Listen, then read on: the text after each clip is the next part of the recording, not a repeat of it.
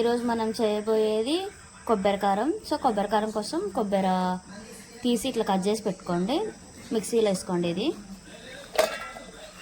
ఒక 4-5 ఎల్లిపాయలు వేసుకోండి.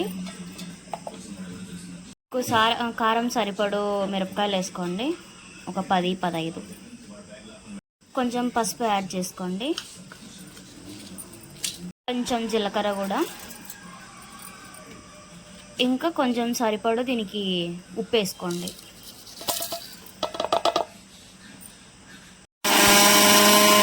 కారం తిరువాతకి వేసుకోవడానికి మనకు ఒక టమాటో పండు, ఒక ఉల్లిగడ్డ కావాలి. ఇవి కట్ చేసుకొని పెట్టుకోండి. తిరువాత వేసుకోవడానికి కొంచెం బాల తీసుకొని బాలలో కొంచెం ఆయిల్ వేసుకోండి. వేసుకున్న తర్వాత తిరువాత గింజలు వేసుకోండి. గింజల తర్వాత ఆనియన్స్ వేసుకోండి. ఉల్లిగడ్డలు మగ్గిన తర్వాత టమాటా పండు వేసుకోండి.